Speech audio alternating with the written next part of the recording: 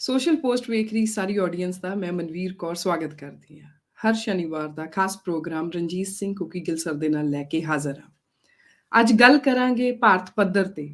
ਭਾਰਤ ਪੱਧਰ ਤੇ ਇੰਟਰਨੈਸ਼ਨਲ ਪੱਧਰ ਤੇ ਇੱਕ ਮਸਲਾ ਜਿਹੜਾ ਬਹੁਤ ਵੱਡੀ ਹਵਾ ਫੜ ਰਿਹਾ ਹੈ, ਦੈਟ ਇਜ਼ ਰਿਲੇਟਡ ਟੂ ਪ੍ਰਧਾਨ ਮੰਤਰੀ ਨਰਿੰਦਰ ਮੋਦੀ। ਜਿਸ ਸਮੇਂ ਉਹ ਗੁਜਰਾਤ ਦੇ ਸੀਐਮ ਹੁੰਦੇ ਸੀ ਔਰ ਉਸ ਸਮੇਂ ਇੱਕ ਮੁਸਲਿਮ ਵਿਰੋਧੀ ਕਤਲੇਆਮ ਜਾਂ ਕਹਿ ਲਓ ਦੰਗੇ ਹੋਏ, ਉਹਦੇ ਤੇ BBC ਦੀ ਇੱਕ ਡਾਕੂਮੈਂਟਰੀ। ਨਾਲ ਹੀ ਗੱਲ ਕਰਾਂਗੇ ਰਾਹੁਲ ਗਾਂਧੀ ਦੀ ਭਾਰਤ ਜੋੜੋ ਯਾਤਰਾ ਪੰਜਾਬ ਚੋਂ ਨਿਕਲ ਚੁੱਕੀ ਹੈ। ਹੁਣ ਕੀ ਖੱਟਿਆ ਰਾਹੁਲ ਗਾਂਧੀ ਦੀ ਭਾਰਤ ਜੋੜੋ ਯਾਤਰਾ ਨੇ, ਕੀ ਰੈਲੀਵੈਂਸ ਆ ਪੰਜਾਬ ਦੇ ਵਿੱਚ ਔਰ ਕੀ ਗੇਨ ਕਰਕੇ ਗਏ ਨੇ। ਨਾਲ ਹੀ ਗੱਲ ਕਰਾਂਗੇ ਐਲ ਚੈਪੋ ਜੇਲ੍ਹ ਦੇ ਵਿੱਚ ਪਰੇਸ਼ਾਨ ਹੋ ਗਿਆ ਔਰ ਨਿਊਜ਼ੀਲੈਂਡ ਦੀ ਪ੍ਰਾਈਮ ਮਿਨਿਸਟਰ ਨੇ ਇੱਕ ਨਵੀਂ ਮਿਸਾਲ ਪੈਦਾ ਕੀਤੀ ਹੈ। ਮੈਂ ਸਭ ਤੋਂ ਪਹਿਲਾਂ ਸਵਾਗਤ ਕਰਦੀ ਹਾਂ ਰਣਜੀਤ ਸਿੰਘ ਸਰ ਦਾ। ਸਰ ਤੁਹਾਡਾ ਬਹੁਤ-ਬਹੁਤ welcome. Thank you so much Manveer, good to be with you. Sir ਮੈਂ ਸ਼ੁਰੂ ਇੱਥੋਂ ਹੀ ਕਰਨੀ ਚਾਹਾਂਗੀ ਸਰ, ਜੋ BBC ਨੇ ਇੱਕ ਦਸਤਾਵੇਜੀ ਫਿਲਮ ਹੁਣ ਬਣਾਈ ਹੈ, ਰਿਲੀਜ਼ ਕੀਤੀ ਆ, ਉਹਦਾ ਇੱਕ ਚੈਪਟਰ ਸਾਹਮਣੇ ਆਇਆ ਔਰ ਉਸ ਤੋਂ ਬਾਅਦ ਭਾਰਤ ਨੇ ਇਹਨੂੰ ਇੱਕ ਕੂੜ ਪ੍ਰਚਾਰ ਦਾ ਹਿੱਸਾ ਮੰਨਿਆ। ਗੁਜਰਾਤ ਦੇ ਵਿੱਚ ਜਿਹੜੇ ਦੰਗੇ ਹੋਏ ਸੀ, ਜਿਹੜਾ ਮੁਸਲਿਮ ਕਤਲੇਆਮ ਹੋਇਆ ਸੀ, ਉਹਦੇ ਤੇ ਆਧਾਰਿਤ ਇਹ ਪੂਰੀ BBC ਦੀ ਡਾਕੂਮੈਂਟਰੀ ਹੈ। ਇੱਥੇ ਸਭ ਤੋਂ ਵੱਡਾ ਸਵਾਲ ਇਹਦੀ ਟਾਈਮਿੰਗ ਤੇ ਖੜਾ ਹੋ ਰਿਹਾ। ਤੁਸੀਂ ਇਸ ਡਾਕੂਮੈਂਟਰੀ ਨੂੰ, ਇਸ ਪੂਰੀ ਪੋਲਿਟਿਕਸ ਇਹਦੇ ਪਿਛਲੀ ਨੂੰ ਕਿਵੇਂ ਦੇਖਦੇ ਹੋ? ਜਿਹੜੀ ਨਾ BBC, ਇੱਕ ਤਾਂ ਮੈਂ ਥੋੜਾ ਕਰੈਕਟ ਕਰਨਾ ਚਾਹਣਾ, ਦੰਗੇ ਉਦੋਂ ਹੁੰਦੇ ਆ ਜਦੋਂ ਦੋ ਸਮਾਜ ਆਪਸ ਚ ਲੜਨ।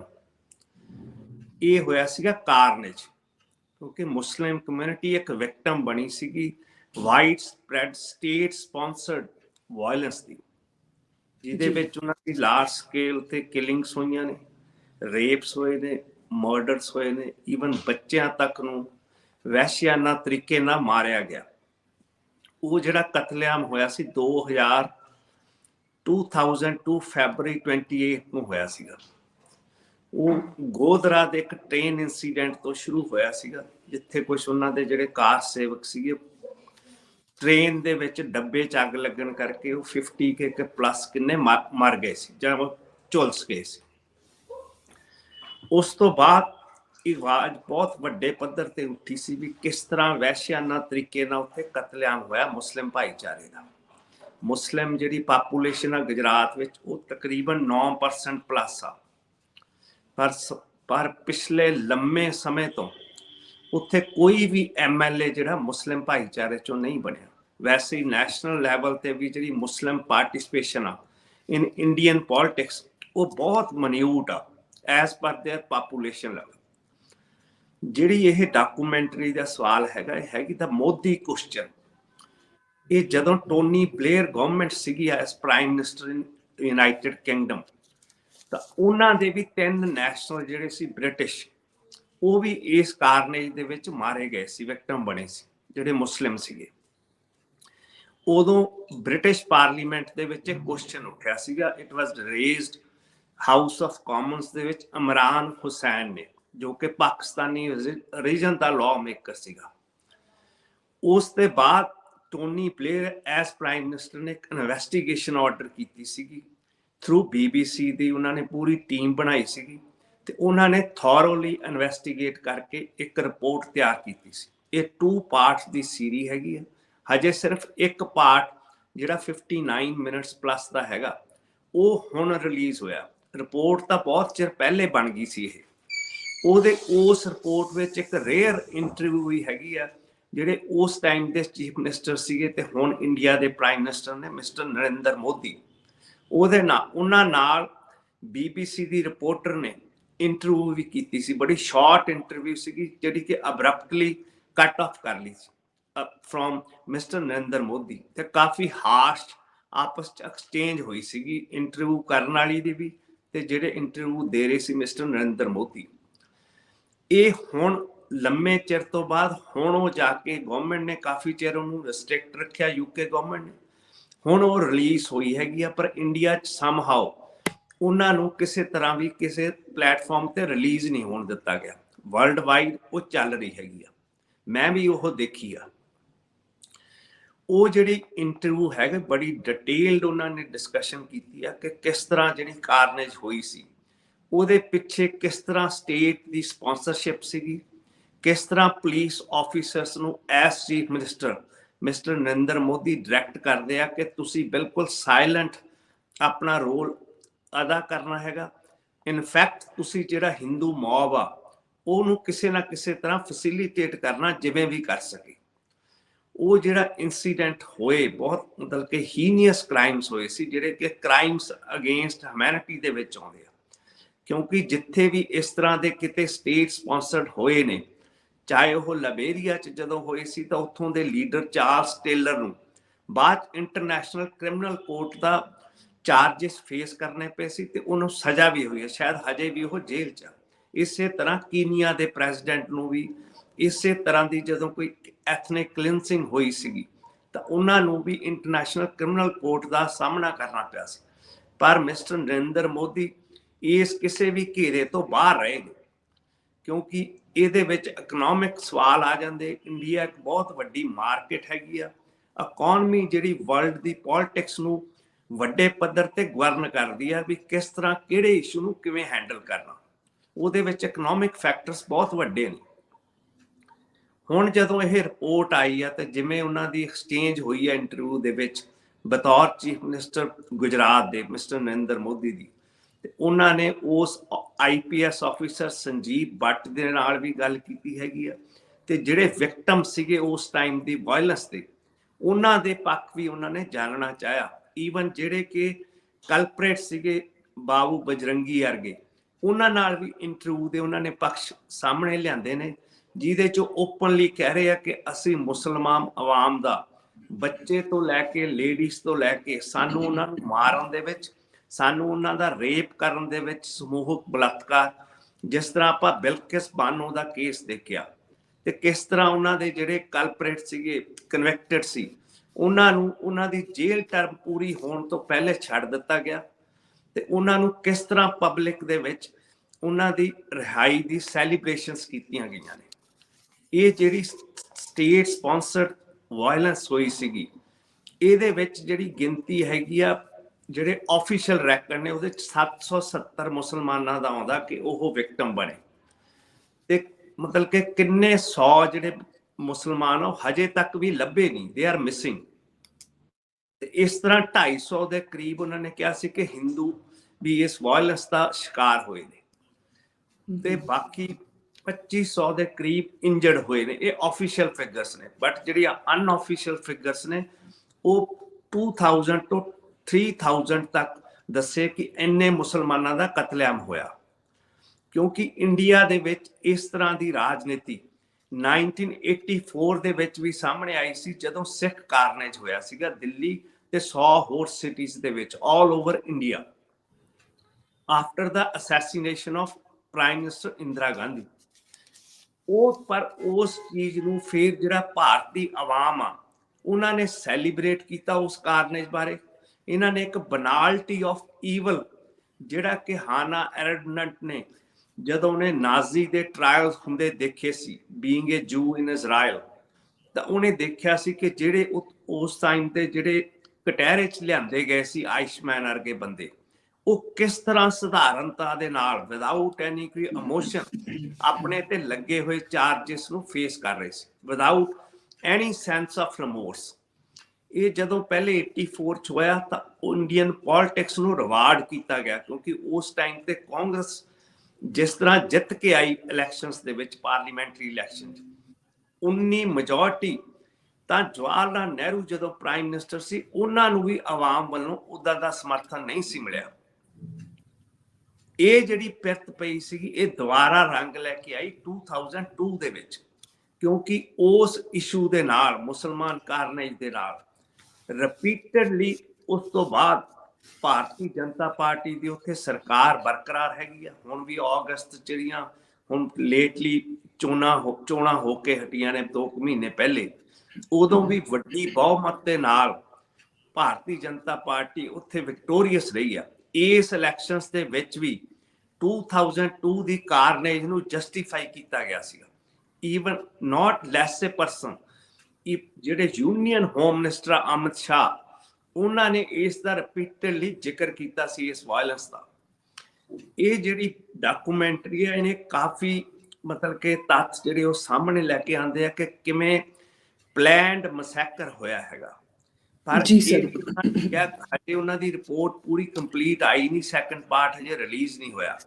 ਪਰ ਇਹਦੇ ਤੇ ਜਿਹੜੀ ਭਾਰਤੀ ਜਿਹੜੇ ਐਕਸਟਰਨਲ ਅਫੇਅਰਸ ਮਿਨਿਸਟਰੀ ਦੇ ਸਪੋਕਸਮੈਨ ਨੇ, ਉਹਨਾਂ ਦਾ ਨਾਂ ਅਰਿੰਦਮ ਬਾਗਚੀ, ਉਹਨਾਂ ਨੇ ਇਸ ਨੂੰ ਟੋਟਲੀ ਕਿਹਾ ਹੈਗਾ, ਇਹਨੂੰ ਖਾਰਜ ਕੀਤਾ ਹੈਗਾ ਕਿ ਇਹ ਬਾਇਸਡ ਰਿਪੋਰਟਿੰਗ ਹੈਗੀ ਆ, ਇਹ ਕਲੋਨੀਅਲ ਮਾਈਂਡਸੈਟ ਦੀ ਪੈਦਾਇਸ਼ ਹੈਗੀ ਆ, ਤੇ ਇਹ ਜਿਹੜੇ ਤੱਥ ਇਹਨਾਂ ਨੇ ਦਿਖਾਏ ਗਏ ਆ ਇਹਨਾਂ ਦੀ ਕੋਈ ਰੈਲੇਵੈਂਸ ਨਹੀਂ ਹੈਗੀ।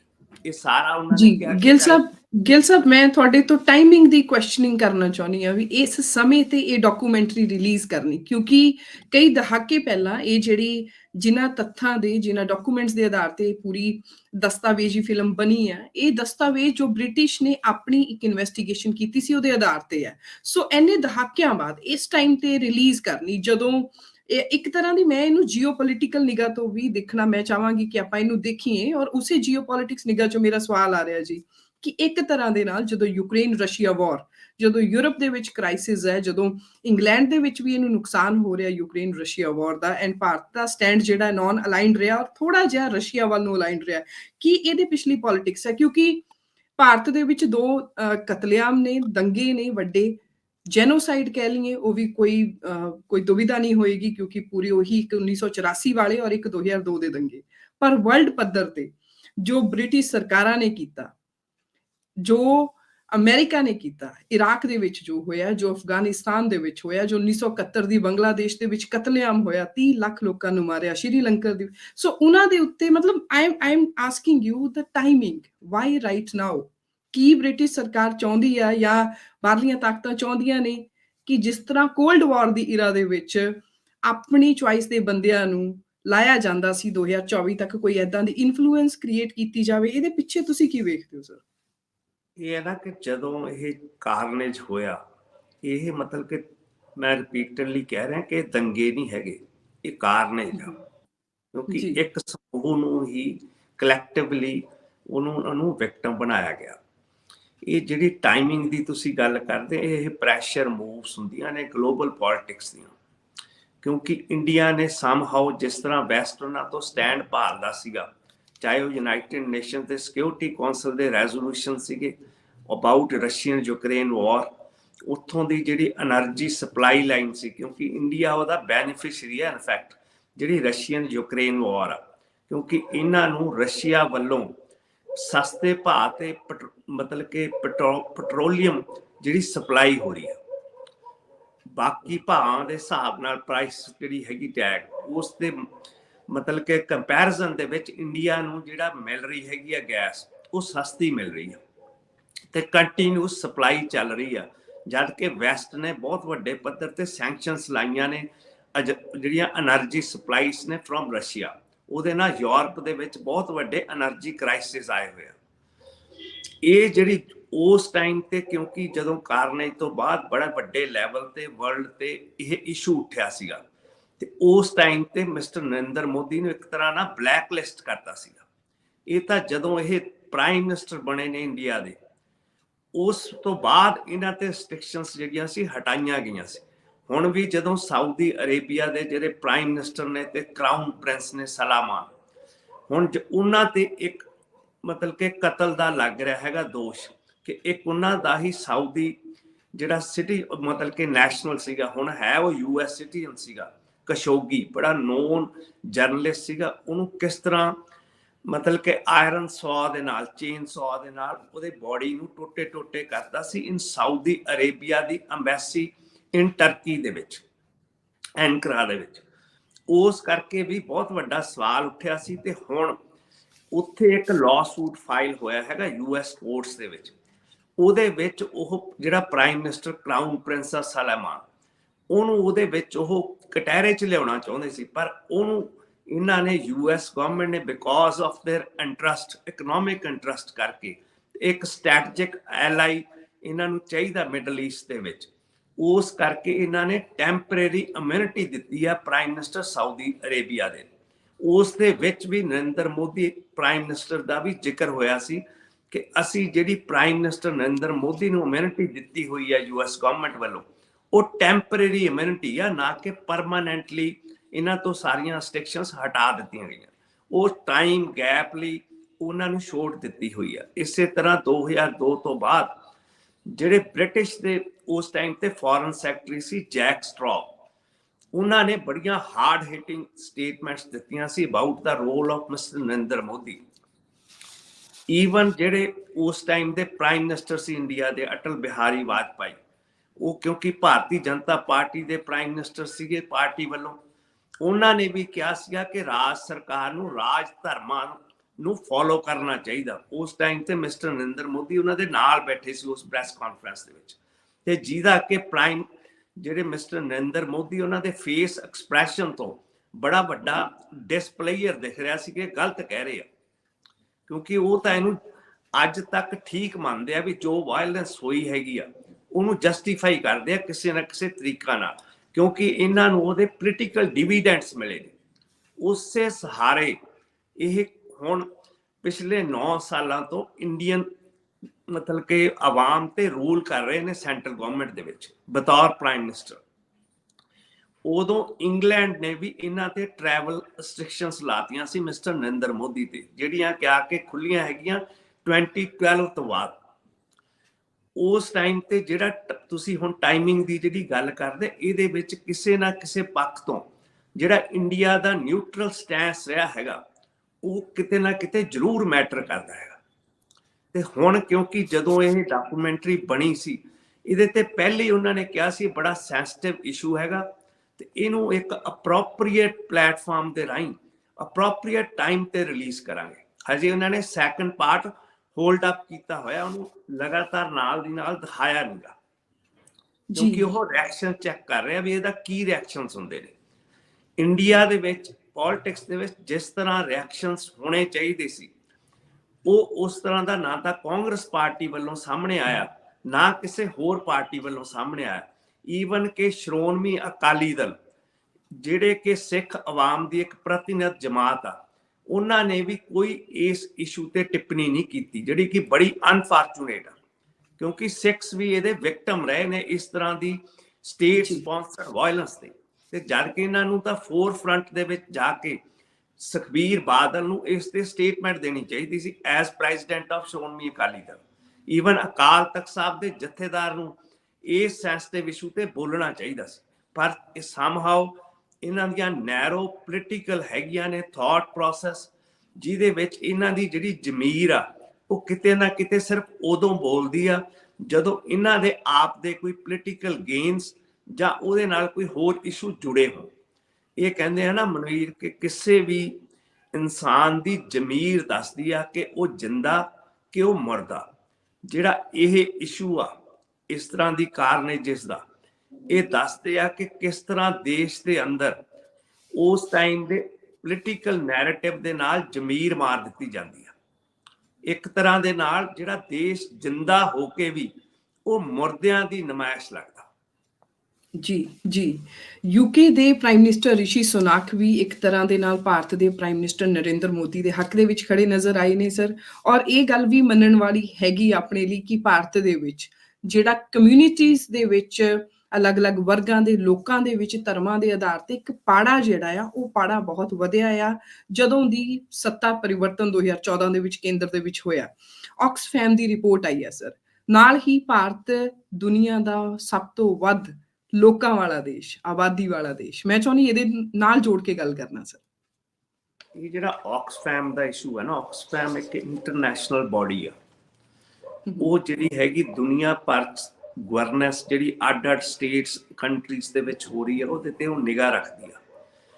ਉਹਨਾਂ ਨੇ ਹੁਣ ਜਦੋਂ ਵਰਲਡ ਇਕਨੋਮਿਕ ਫੋਰਮ ਦੀ ਮੀਟਿੰਗ ਹੁੰਦੀ ਆ ਹਰ ਸਾਲ ਡੈਵੋਸ ਸਵਿਟਜ਼ਰਲੈਂਡ ਦੇ ਵਿੱਚ, ਉੱਥੇ ਉਹਨਾਂ ਨੇ ਆਪਣੀ ਇੱਕ ਰਿਪੋਰਟ ਜਾਰੀ ਕੀਤੀ ਹੈ ਕਿ ਕਿਸ ਤਰ੍ਹਾਂ ਦੁਨੀਆ ਭਰ ਦੇ ਵਿੱਚ ਇਨਇਕੁਐਲਿਟੀ ਵੱਧ ਰਹੀ ਆ।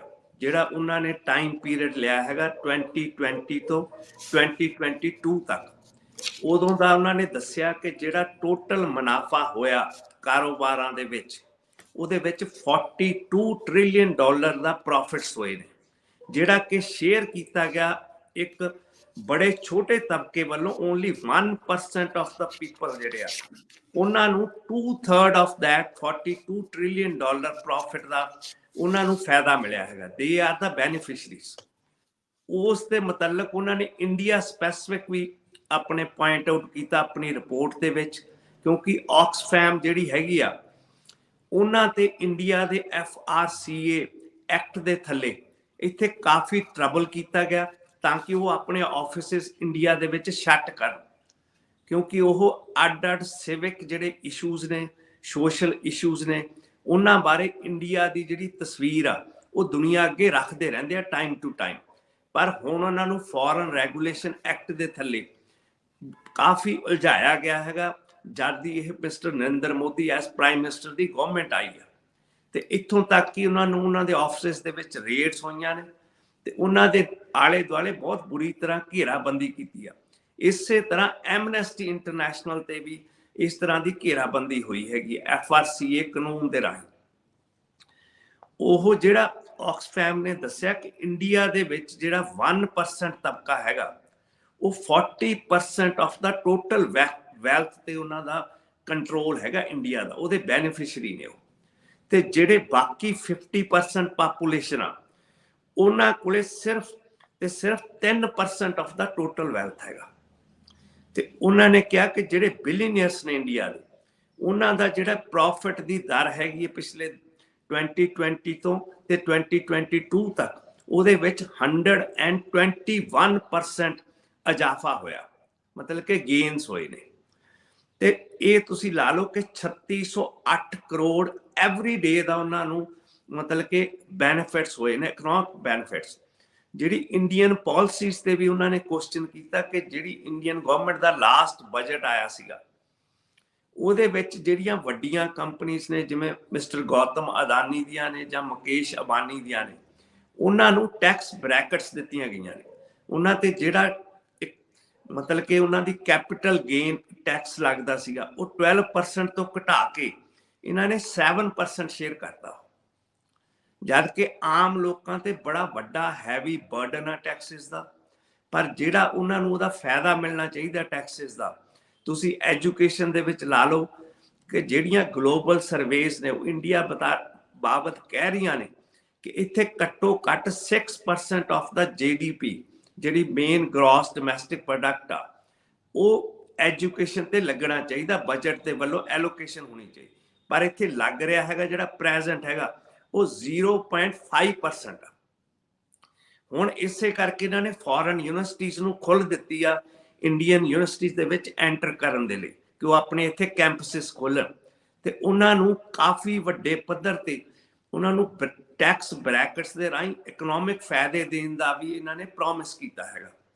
ਕਿਉਂਕਿ ਇੰਡੀਆ ਦੇ ਵਿੱਚ ਜਿਹੜਾ ਐਜੂਕੇਸ਼ਨ ਦਾ ਲੈਵਲ ਆ ਉਹ ਵੀ ਇਹ ਗਲੋਬਲ ਸਰਵੇਸ ਦੇ ਵਿੱਚ ਦਰਸਾਇਆ ਗਿਆ ਕਿ ਬਿਟਵੀਨ 2003 ਐਂਡ 2070 ਜਿਹੜਾ 85% ਜਿਹੜਾ ਇੱਥੋਂ ਦਾ ਮਤਲਬ ਕਿ ਵਿਗਿਆਨੀ ਸੀ, ਸਾਇੰਟਿਸਟ ਸੀਗੇ ਤੇ ਇੰਜੀਨੀਅਰ ਸੀਗੇ, ਉਹਨਾਂ ਨੇ ਅਮਰੀਕਾ ਦੀ ਜਾ ਕੇ ਨਾਗਰਿਕਤਾ ਲੈ ਲਈ ਹੋਈ ਆ। ਕਿਉਂਕਿ ਇੰਡੀਆ ਦੇ ਵਿੱਚ ਜਿਹੜਾ ਪਿਛਲੇ ਕੁਝ ਸਾਲਾਂ ਤੋਂ 5 ਲੱਖ ਤੋਂ ਲੈ ਕੇ ਇਹ ਤੋਂ ਉੱਤੇ ਨੰਬਰ ਹਰ ਸਾਲ ਇੱਥੋਂ ਮਾਈਗ੍ਰੇਟ ਕਰ ਰਹੇ ਆ ਵੈਸਟ ਦੇ ਵਿੱਚ ਐਜੂਕੇਸ਼ਨ ਦੇ ਲਈ, ਉਚੇਰੀ ਵਿੱਦਿਆ ਦੇ ਲਈ, ਕਿਉਂਕਿ ਇੰਡੀਆ ਦਾ ਲਗਾਤਾਰ ਸਟੈਂਡਰਡ ਡਿੱਗ ਰਿਹਾ।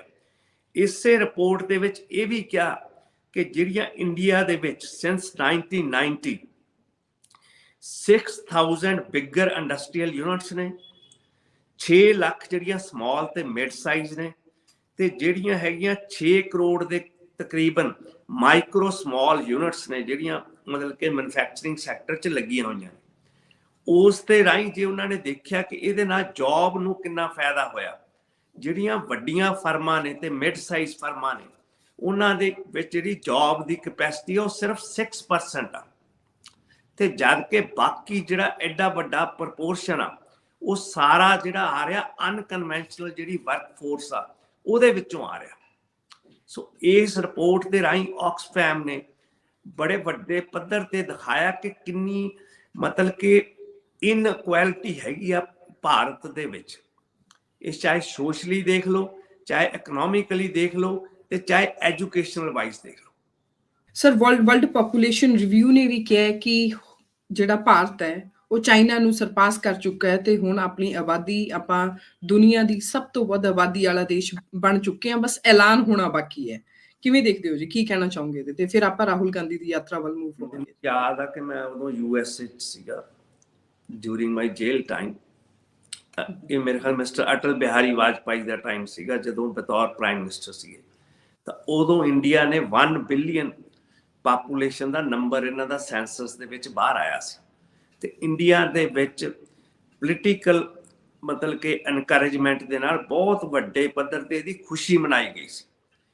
At the same time China ਬੜੇ ਲੰਮੇ ਚਿਰ ਤੋਂ ਆਪਣੀ ਪਾਪੂਲੇਸ਼ਨ ਕੰਟਰੋਲ ਕਰਨ ਲਈ ਅੱਡ ਮੇਜਰਸ ਅਪਣਾ ਰਿਹਾ, ਕਿਉਂਕਿ ਉੱਥੇ 1 ਚਾਈਲਡ ਪਾਲਿਸੀ ਹੈਗੀ ਆ ਵੀ ਇੱਕ ਬੱਚੇ ਤੋਂ ਜੇ ਜ਼ਿਆਦਾ ਪਰਿਵਾਰ 'ਚ ਹੈਗਾ ਤਾਂ ਉਹਨਾਂ ਨੂੰ ਜਿਹੜੇ ਗਵਰਨਮੈਂਟ ਦੇ ਬੈਨੀਫਿਟਸ ਮਿਲਣੇ ਉਹ ਨਹੀਂ ਮਿਲਣਗੇ।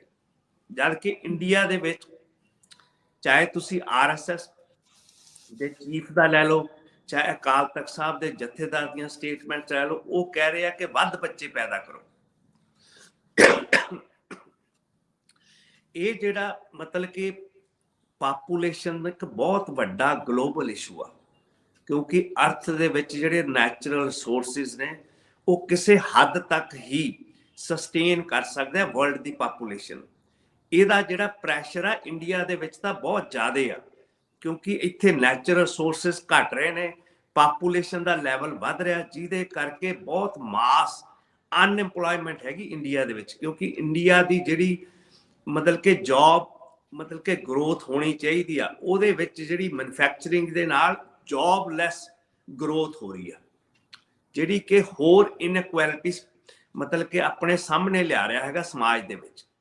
ਸੋ ਇਹ ਇੰਡੀਆ ਨੇ ਹੁਣ 1.40 ਬਿਲੀਅਨ ਦਾ ਨੰਬਰ ਕ੍ਰਾਸ ਕਰ ਗਿਆ ਹੋਇਆ ਪਾਪੂਲੇਸ਼ਨ ਵਾਈਜ਼, ਜਦਕਿ ਚਾਈਨਾ ਕੁਝ ਗ੍ਰੋਸ ਪੁਆਇੰਟਸ ਦੇ ਵਿੱਚ ਇੰਡੀਆ ਦੀ ਪਾਪੂਲੇਸ਼ਨ ਨਾਲੋਂ ਉੱਥੇ ਨੰਬਰ ਘੱਟ ਆ।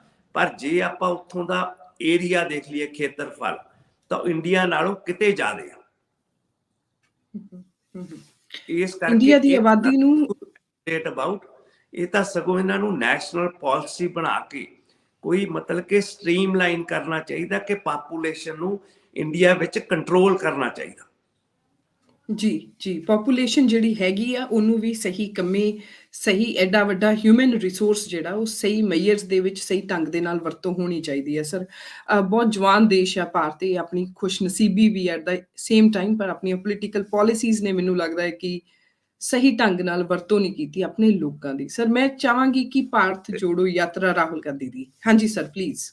ਮੈਂ ਉਹਦੇ 'ਚ ਐਡ ਕਰਨਾ ਚਾਹੁੰਦਾ ਕਿ ਚਾਈਨਾ 'ਚ ਇੱਕ ਜਿਹੜਾ ਇਸ ਤਰ੍ਹਾਂ ਦੀ ਜਿਹੜੀ ਪਾਪੂਲੇਸ਼ਨ ਕੰਟਰੋਲ ਮੇਜਰ ਸੀਗਾ, ਉਹਦੇ ਨਾਲ ਹੁਣ ਇੱਕ ਬਹੁਤ ਵੱਡਾ ਉੱਥੇ ਸੀਰੀਅਸ ਇਸ਼ੂ ਉੱਠਿਆ ਹੈਗਾ ਕਿ ਜਿਹੜੀ ਉਹਨਾਂ ਦੀ ਪਾਪੂਲੇਸ਼ਨ ਆ ਉਹ ਏਜਿੰਗ ਪਾਪੂਲੇਸ਼ਨ ਆ, ਬੁੱਢੀ ਹੋ ਗਈ ਉਹਨਾਂ ਦੀ ਪਾਪੂਲੇਸ਼ਨ।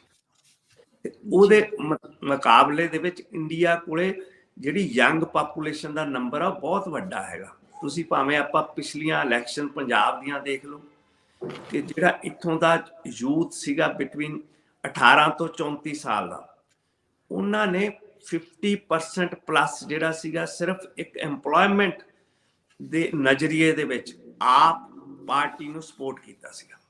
ਤੇ ਇੱਥੇ ਜਿਹੜੀਆਂ ਸਰਵੇਸ ਹੋਈਆਂ ਨੇ, ਇਸੇ ਤਰ੍ਹਾਂ ਇੰਡੀਆ ਦੇ ਵਿੱਚ ਜਦੋਂ 2014 ਦੇ ਵਿੱਚ ਭਾਰਤੀ ਜਨਤਾ ਪਾਰਟੀ ਆਈ ਆ ਤੇ ਅਨਐਮਪਲੋਇਮੈਂਟ ਬਹੁਤ ਵੱਡਾ ਇਸ਼ੂ ਸੀਗਾ, ਪਰ ਇਹਨਾਂ ਨੇ ਜਿਹੜਾ ਭਾਰਤੀ ਜਨਤਾ ਪਾਰਟੀ ਦਾ ਮੈਨੀਫੈਸਟੋ ਸੀਗਾ ਉਹਦੇ ਵਿੱਚ ਕਿਹਾ ਸੀ ਕਿ ਅਸੀਂ 2 crore jobs every year generate ਕਰਾਂਗੇ, ਜਦ ਕਿ ਇਹਨਾਂ ਤੋਂ 1 ਮਿਲੀਅਨ ਜੌਬਸ ਵੀ ਇੰਨੇ 9 ਸਾਲਾਂ ਦੇ ਦੌਰਾਨ ਜਨਰੇਟ ਨਹੀਂ ਕੀਤੀ ਜਾ ਸਕੀ।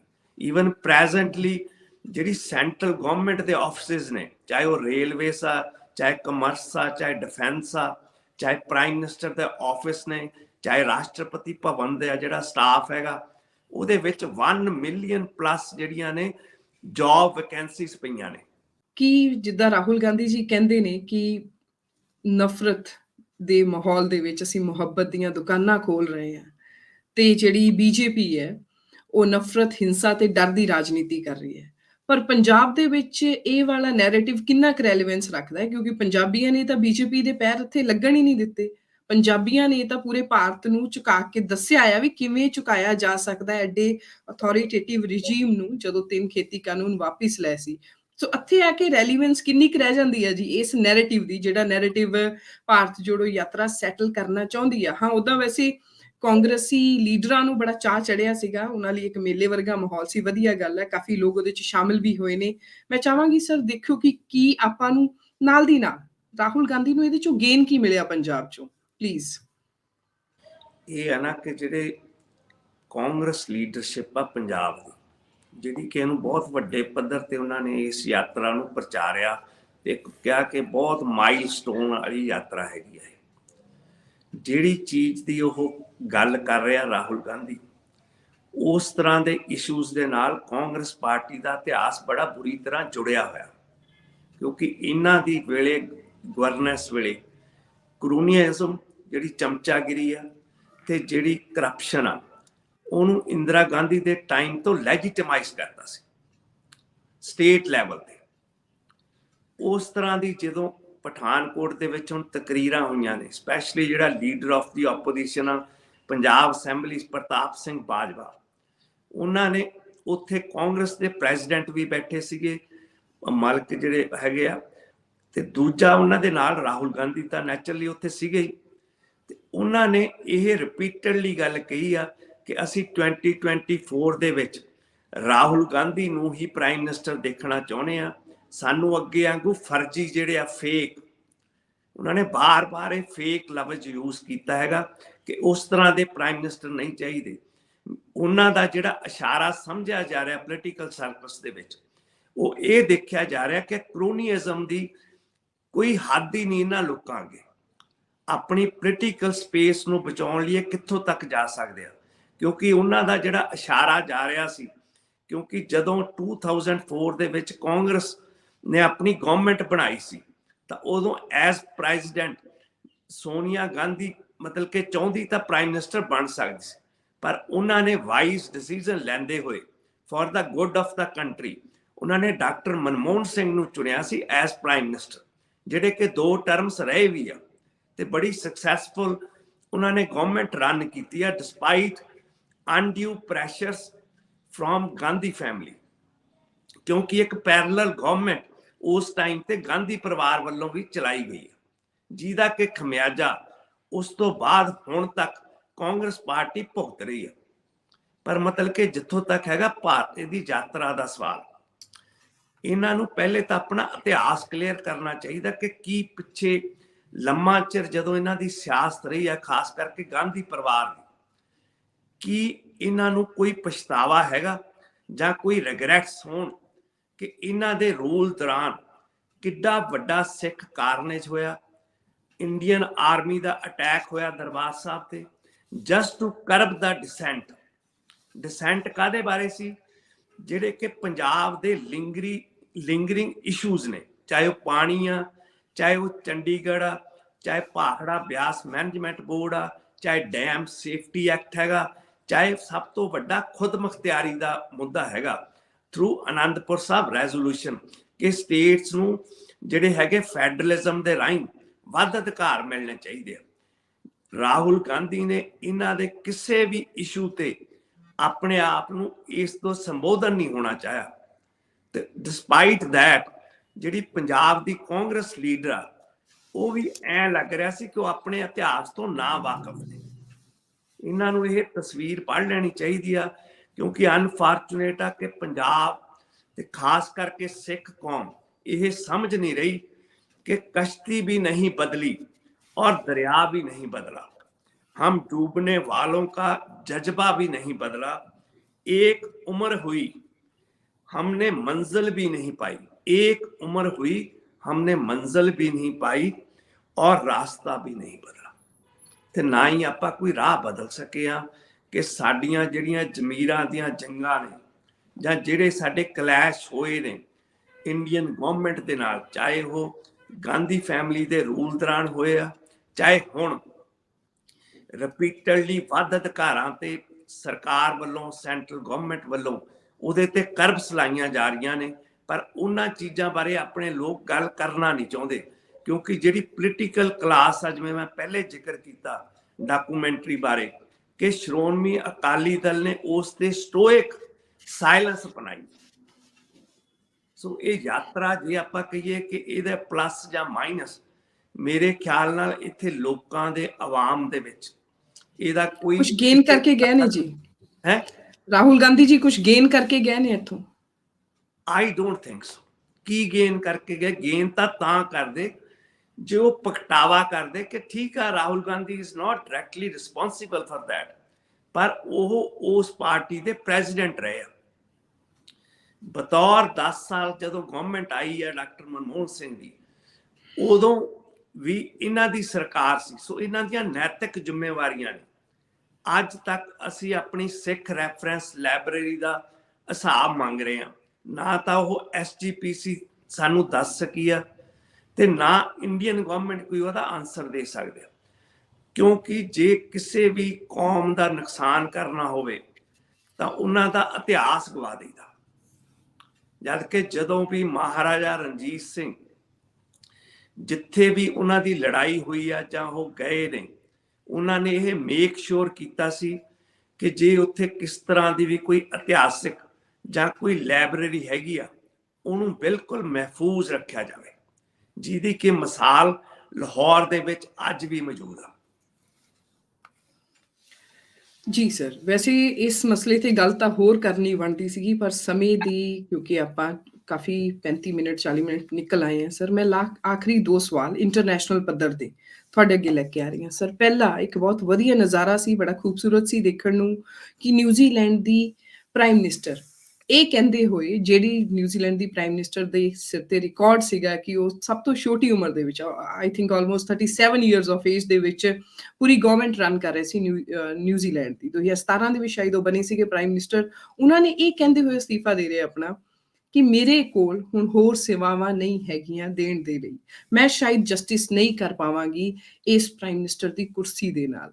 ਕਿਵੇਂ ਵੇਖਦੇ ਹੋ ਸਰ ਇਸ ਚੀਜ਼ ਨੂੰ? ਜਿਹੜੀ ਨਿਊਜ਼ੀਲੈਂਡ ਦੀ ਪ੍ਰਾਈਮ ਮਿਨਿਸਟਰ ਜਸਿੰਡਾ ਆਰਡਨ, ਉਹ ਇੱਕ ਕਾਮਨਰ ਸੀਗੀ ਜਿਹੜੀ ਕਿ ਆ ਕੇ ਉਹਨੇ ਨਿਊਜ਼ੀਲੈਂਡ ਦੀ ਪ੍ਰਾਈਮ ਮਿਨਿਸਟਰ ਦੀ ਪੋਸਟ ਤੇ ਆਪਣਾ ਰੁਤਬਾ ਜਿਹੜਾ ਸੀਗਾ ਉੱਥੇ ਹਾਸਲ ਕੀਤਾ। ਉਹ ਉਸ ਤੋਂ ਪਹਿਲੇ ਡਿਸਕ ਜੌਕੀ ਸੀਗੇ ਕਿਸੇ ਰੇਡੀਓ ਦੇ ਵਿੱਚ, ਪਰ ਉਹ ਲੈਫਟ ਆਈਡੀਓਲੋਜੀ ਦੇ ਵਿੱਚ ਯਕੀਨ ਰੱਖਦੇ ਨੇ ਤੇ ਉਹਨਾਂ ਨੇ ਜਿਹੜੀ ਗਵਰਨਮੈਂਟ ਰਨ ਕੀਤੀ ਆ ਪਿਛਲੇ 5 ਸਾਲਾਂ ਤੋਂ, ਹੁਣ ਉਹ ਸੈਕੰਡ ਟਰਮ ਦੇ ਵਿੱਚ ਨਿਊਜ਼ੀਲੈਂਡ ਦੇ ਪ੍ਰਾਈਮ ਮਿਨਿਸਟਰ ਬਣੀ ਸੀ ਤੇ ਬੜੀ ਯੰਗ ਕ੍ਰਿਸਮੈਟਿਕ ਲੀਡਰ ਵੱਲੋਂ ਉਹਨੇ ਆਪਣਾ ਕਾਰਜਕਾਲ ਨਿਭਾਇਆ। ਉਹਨਾਂ ਨੇ ਇੱਕ ਐਗਜ਼ਾਮਪਲ ਰੱਖੀ ਆ ਕਿ ਹਜੇ ਉਹਨਾਂ ਦੀ ਸੈਕੰਡ ਟਰਮ ਦੇ ਵਿੱਚ ਅਗਲੇ ਅਕਤੂਬਰ 2024 ਤੱਕ ਉਹਨਾਂ ਕੋਲੇ ਹਜੇ ਟਰਮ ਹਜੇ ਬਾਕੀ ਸੀਗੀ, ਪਰ ਉਹਨਾਂ ਨੇ ਆਪਣੀਆਂ ਹੋਰ ਨੈਤਿਕ ਜ਼ਿੰਮੇਵਾਰੀਆਂ ਨੂੰ ਸਮਝਦੇ ਹੋਏ ਉਹਨਾਂ ਨੇ ਆਪਣੇ ਅਹੁਦੇ ਨੂੰ ਇਸ ਟਾਈਮ ਤੇ ਬਿਫੋਰ ਦਾ ਟਰਮ ਕਲੋਜ਼ਸ ਉਹਨਾਂ ਨੇ ਆਪਣੇ ਆਪ ਨੂੰ ਰਿਜ਼ਾਈਨ ਕਰਨਾ ਬਿਹਤਰ ਸਮਝਿਆ ਤੇ ਉਹਨਾਂ ਨੇ ਦੁਨੀਆ ਦੇ ਵਰਲਡ ਲੀਡਰਸ ਅੱਗੇ ਇੱਕ ਐਗਜ਼ਾਮਪਲ ਵੀ ਛੱਡੀ ਆ। ਕਿਉਂਕਿ ਉਹਨਾਂ ਦੇ ਕਾਰਜਕਾਲ ਦੇ ਦੌਰਾਨ ਜਿਸ ਤਰ੍ਹਾਂ ਉਹਨਾਂ ਨੇ ਕੋਵਿਡ ਕ੍ਰਾਈਸਿਸ ਨੂੰ ਹੈਂਡਲ ਕੀਤਾ ਹੈਗਾ, ਉਹਦੀ ਸਾਰੇ ਪਾਸਿਓਂ ਤਾਰੀਫ ਹੋਈ ਆ। ਇਸੇ ਤਰ੍ਹਾਂ ਜਦੋਂ ਉੱਥੇ ਕਿਸੇ ਮਤਲਬ ਕਿ ਮੁਸਲਿਮ ਭਾਈਚਾਰੇ ਦੀ ਜਿਹੜੀ ਮਸਜਿਦ ਸੀਗੀ, ਉੱਥੇ ਜਦੋਂ ਅਟੈਕ ਹੋਇਆ ਸੀ, ਮੈਸੈਕਰ ਹੋਇਆ ਸੀ, ਤਾਂ ਉਹਨਾਂ ਨੇ ਕਿਸ ਤਰ੍ਹਾਂ ਬਤੌਰ ਪ੍ਰਾਈਮ ਮਿਨਿਸਟਰ ਇੱਕ ਹਿਊਮਨ ਫੇਸ ਰੱਖ ਕੇ ਉਹਨਾਂ ਦੇ ਦੁੱਖ ਵਿੱਚ ਉਹ ਸ਼ਰੀਕ ਹੋਏ ਸੀ। ਇਹ ਉਹਨਾਂ ਦੀਆਂ 2 ਮਾਰਕੇ ਦੀਆਂ ਗੱਲਾਂ ਨੇ। ਬਾਕੀ ਉਹਨਾਂ ਨੇ ਬੜੀ ਵੱਡੀ ਪੱਧਰ ਤੇ ਨਿਊਜ਼ੀਲੈਂਡ ਨੂੰ ਇੱਕ ਖੁਸ਼ਹਾਲ ਤੇ ਇੱਕ ਹੈਪੀ ਵਰਲਡ ਵਜੋਂ ਮਤਲਬ ਕਿ ਸਾਹਮਣੇ ਲਿਆਂਦਾ ਹੈਗਾ। ਜੀ, ਐਲ ਚੈਪੋ ਦੇ ਬੇਟੇ ਦੀ ਕੁਝ ਦੇਰ ਪਹਿਲਾਂ ਅਰੈਸਟ ਹੋਈ ਸੀਗੀ ਤਾਂ ਉਹਦੇ ਤੇ ਕਾਫੀ ਸਟਰੀਟ ਵਾਇਲੈਂਸ ਜਿਹੜੀ ਸੀ ਪੈਦਾ ਹੋਈ ਸੀ। ਹੁਣ ਉਸ ਮਸਲੇ ਦੇ ਨਾਲ ਜੁੜੀ ਹੋਈ ਹੋਰ ਕਿਹੜੀ ਖਬਰ ਹੈ ਜੋ ਐਲ ਚੈਪੋ ਨੂੰ, ਐਡੇ ਵੱਡੇ ਡਰੱਗ ਲਾਰਡ ਨੂੰ ਕੰਸਰਨ ਕਰਦੀ ਹੈ ਸਰ? ਜਿਹੜਾ ਹੁਣ ਪਿੱਛੇ ਫੜਿਆ ਗਿਆ ਸੀ ਉਹ ਐਲ ਚੈਪੋ ਜਿਹੜਾ ਗੁਜ਼ਮੈਨ ਆ, ਉਹ ਇੱਕ ਦੁਨੀਆ ਦਾ ਬਹੁਤ ਵੱਡਾ ਡਰੱਗ ਲਾਰਡ ਵਜੋਂ ਜਾਣਿਆ ਜਾਂਦਾ। ਉਹਨੂੰ ਹੁਣ ਤੋਂ 7 ਸਾਲ ਪਹਿਲੇ ਇਹ ਜਿਹੜਾ ਹੁਣ ਚੈਪੋ ਫੜਿਆ ਇਹਦਾ ਫਾਦਰ ਆ, ਉਹ ਹੁਣ ਤੋਂ 7 ਸਾਲ ਪਹਿਲੇ under the warrant of US government drug issues ਦੇ ਵਿੱਚ ਉਹਨਾਂ ਨੂੰ ਮੈਕਸੀਕੋ ਤੋਂ ਅਰੈਸਟ ਕਰਾਇਆ ਗਿਆ ਸੀਗਾ। ਪਰ ਉਦੋਂ ਵੀ ਉਹ ਜਦੋਂ ਫੜਿਆ ਹੋਇਆ ਸੀ ਮਿਲਟਰੀ ਹੈੱਡਕੁਆਰਟਰ ਸੀਗਾ, ਤਾਂ ਉੱਥੋਂ ਆਪਣੀ ਟਾਇਲਟ ਸੀਟ ਦੇ ਰਾਹੀਂ ਇੱਕ ਸੁਰੰਗ ਬਣਾ ਕੇ ਉੱਥੋਂ ਭੱਜ ਗਿਆ ਸੀ। ਬੜਾ ਨੋਟੋਰੀਅਸ ਉਹਦਾ ਕੈਰੀਅਰ ਹੈਗਾ ਤੇ ਉਹਦਾ ਬਹੁਤ ਵੱਡੇ ਪੱਧਰ ਤੇ ਐਜ਼ ਏ ਡਰੱਗ ਲਾਰਡ ਵਜੋਂ ਨਾਂ ਜਾਣਿਆ ਜਾਂਦਾ। ਤੇ ਇੱਕ ਵਾਇਲੈਂਟ ਗੈਂਗ ਹੈਗਾ ਜਿਹਦੇ ਕਿ ਡਰੱਗ ਟ੍ਰੇਡ ਤੇ ਕਾਫੀ ਵੱਡਾ ਕੰਟਰੋਲ ਆ। ਫਿਰ ਦੁਬਾਰਾ ਫੜਿਆ ਗਿਆ, ਉਸ ਤੋਂ ਬਾਅਦ ਉਹਦੀ ਐਕਸਟ੍ਰੈਡੀਸ਼ਨ ਹੋਈ ਤੇ ਹੁਣ ਉਹ ਪਿਛਲੇ 6 ਸਾਲ ਪਲੱਸ ਤੋਂ US ਦੀ ਮੈਕਸਿਮਮ ਸਿਕਿਉਰਿਟੀ ਜੇਲ੍ਹ ਜਿਹੜੀ ਕਲੋਰਾਡੋ ਦੇ ਵਿੱਚ ਆ, ਡੈਨਵਰ ਕੋਲੇ, ਉਹ ਪਹਾੜਾਂ ਦੇ ਵਿੱਚ, ਪਹਾੜਾਂ ਤੋਂ ਥੱਲੇ ਬਣਾਈ ਗਈ ਜੇਲ੍ਹ ਆ, ਜਿਹੜੀ ਕਿ ਦੁਨੀਆ ਦੀਆਂ ਸਭ ਨਾਲੋਂ ਸਿਕਿਉਰਿਟੀ ਪੱਖੋਂ ਤੇ ਇੱਕ ਇਨਹਿਊਮਨ ਮਤਲਬ ਕਿ ਜਰੀਏ ਵਜੋਂ ਜਾਣੀ ਜਾਂਦੀ ਆ। ਉੱਥੇ ਜਿਹੜਾ ਹੈਗਾ ਹਿਊਮਨ ਟੱਚ ਬੜਾ ਲਿਮਟਿਡ ਹੈਗਾ, ਕੋਈ ਨੇਚਰ ਦੇ ਨਾਲ ਜਿਹੜਾ ਪ੍ਰਿਜ਼ਨਰਸ ਨੇ ਉਹਨਾਂ ਦਾ ਕੋਈ ਰਾਬਤਾ ਨਹੀਂ ਹੈਗਾ, ਕੋਈ ਕੰਟੈਕਟ ਨਹੀਂ।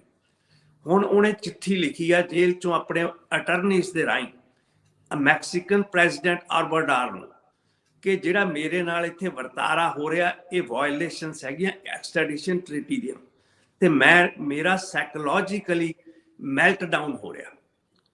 ਜਿਸ ਤਰ੍ਹਾਂ ਦੀਆਂ ਉਹ ਕੰਡੀਸ਼ਨਸ ਦੱਸ ਰਿਹਾ ਹੈਗਾ, ਮੈਂ ਉਸ ਤਰ੍ਹਾਂ ਦੀਆਂ ਕੰਡੀਸ਼ਨਸ ਦੇ ਵਿੱਚ 10 years ਪਲੱਸ ਬਿਤਾਏ ਨੇ। ਮੈਂ ਵੀ ਉਹ 10.5 ਸਾਲ ਬਾਅਦ ਨੇਚਰ ਦੇ ਵਿੱਚ ਵਾਪਸ ਆਇਆ ਸੀਗਾ, ਜਦੋਂ ਮੈਨੂੰ ਜੇਲ੍ਹ ਮੇਰੀ ਸ਼ਿਫਟ ਹੋਈ ਸੀਗੀ ਓਪਨ ਜੇਲ੍ਹ ਦੇ ਵਿੱਚ।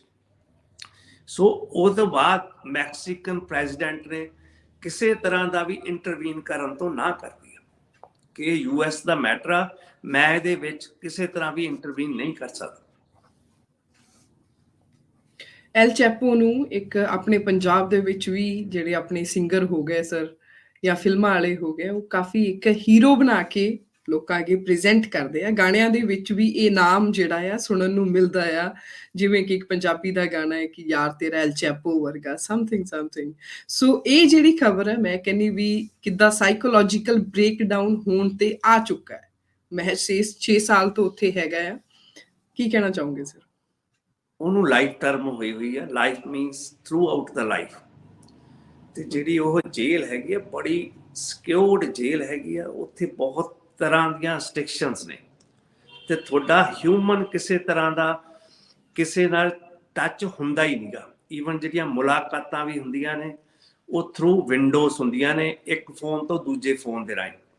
ਤੁਸੀਂ ਵੈਸੇ ਅਮਰੀਕਨ ਜੇਲ੍ਸ ਦੇ ਵਿੱਚ ਪਰਸਨਲੀ ਤੁਸੀਂ ਕਲੋਜ਼ ਬਹਿ ਕੇ ਇੱਕ ਦੂਜੇ ਨਾਲ ਮੁਲਾਕਾਤ ਕਰ ਸਕਦੇ ਹੋ, ਤੇ ਓਪਨ ਦੇ ਵਿੱਚ ਵੀ ਹੁੰਦੀਆਂ ਨੇ।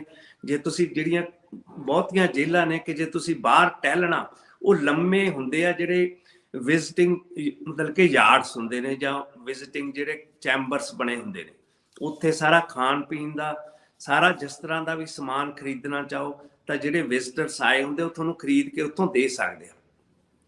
ਜਿਹੜੀਆਂ ਆਮ ਕੋਈ ਕਿਸੇ ਨੇ ਕੌਫੀ ਪੀਣੀ ਆ, ਕੁਛ ਖਾਣਾ, ਕੋਈ ਸੈਂਡਵਿਚ ਖਾਣਾ, ਇਸ ਤਰ੍ਹਾਂ। ਪਰ ਜਿੱਥੇ ਐਲ ਚੈਪੋ ਹੈਗਾ ਉੱਥੇ ਇਸ ਤਰ੍ਹਾਂ ਦੀ ਕੋਈ ਫੈਸਿਲਿਟੀਜ਼ ਨਹੀਂ ਹੈ। ਇਸ ਤੋਂ ਪਹਿਲੇ ਇਸ ਤਰ੍ਹਾਂ ਦੀ ਇੱਕ ਜੇਲ੍ਹ ਇੰਨੀ ਸਟ੍ਰਿਕਟ ਨਹੀਂ ਸੀ, ਐਲਕਾਟਰਾਸ ਸੈਨ ਫਰਾਂਸਿਸਕੋ ਦੇ ਵਿੱਚ ਹੈਗੀ ਆ, ਜਿਹੜੀ ਕਿ ਸਮੁੰਦਰ ਦੇ ਵਿੱਚ ਬਣੀ ਹੋਈ ਆ। ਉਹ ਪਰ ਉੱਥੋਂ ਅਸਕੇਪ ਹੋ ਗਈ ਸੀ, ਬੜੀ ਡਰਾਮੈਟਿਕ, ਬਹੁਤ ਸਾਲ ਪੁਰਾਣੀ ਗੱਲ ਆ, 40 ਸਾਲ ਤੋਂ ਵੀ ਉੱਤੇ ਦੀ ਗੱਲ ਆ। ਉਸ ਤੋਂ ਬਾਅਦ ਉਹ ਜੇਲ੍ਹ ਬੰਦ ਕਰ ਦਿੱਤੀ ਗਈ ਸੀ। ਉਹ ਹੁਣ ਇੱਕ ਮਿਊਜ਼ੀਅਮ ਹੈਗਾ, ਇੱਕ ਟੂਰਿਸਟ ਸਪੌਟ ਹੈਗਾ।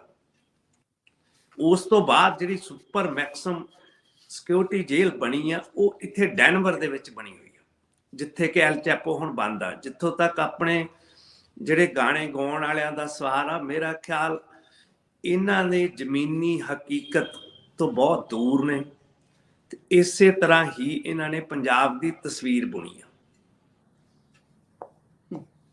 ਜੀ ਸਰ, ਆਪਾਂ ਅੱਜ ਦੀ ਇਸ ਗੱਲਬਾਤ ਨੂੰ ਇੱਥੇ ਵਿਰਾਮ ਦਿੰਦੇ ਆ। ਤੁਸੀਂ ਆਪਣਾ ਸਮਾਂ ਕੱਢਿਆ, ਆਪਣੇ ਵਿਚਾਰ ਸਾਂਝੇ ਕੀਤੇ, ਤੁਹਾਡਾ ਬਹੁਤ ਧੰਨਵਾਦ sir. Thank you so much, Manveer. Have a good day.